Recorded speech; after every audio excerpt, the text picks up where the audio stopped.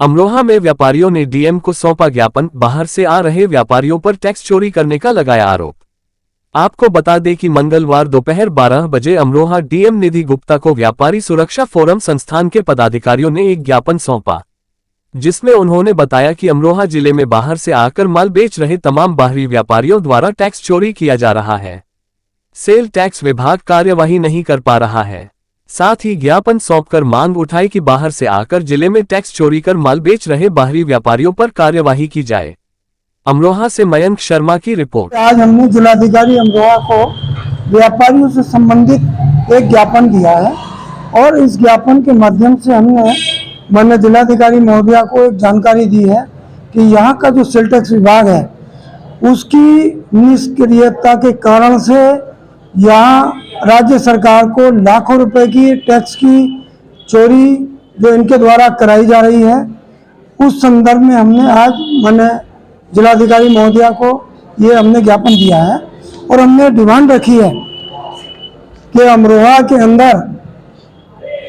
अन्य राज्यों से ना ही वो एडवांस तरीका जो एक सिस्टम होता है विभाग का कि एक पंजीयन होता है अस्थायी, तो वो पंजीयन भी नहीं करा रहे हैं। इसके अलावा 100 से अधिक स्थान तो अमरोहा में ऐसे चिन्हित हैं कि जहां बाहर के लोग जो अन्य राज्यों से आकर लाखों रुपए का माल अपनी दुकान में लगा रहे हैं, जहां जहां भी उन्होंने सेल लगाई है, जिससे राज्य सरकार को बहुत बड़ा घाटा हो रहा है टैक्स का। तो ये इसकी निष्क्रियता केवल सेल टैक्स विभाग की है और जिम्मेदारी भी उनकी बनती है, मगर सेल टैक्स विभाग की मिलीभगत के कारण से ये सब कुछ हो रहा है। हमने इसमें मुख्य रूप से अन्य मांगे भी दी हैं कि जो व्यापारियों से संबंधित व्यापार बंधु की बैठक होती है वहाँ पंजीकृत व्यापारियों को बुलाया जाए जिनका पंजीयन सेल टैक्स विभाग में है, और जो संगठन पंजीकृत हैं वो अपना पंजीयन लेकर आए। ये बात भी हमने इसमें मेंशन की है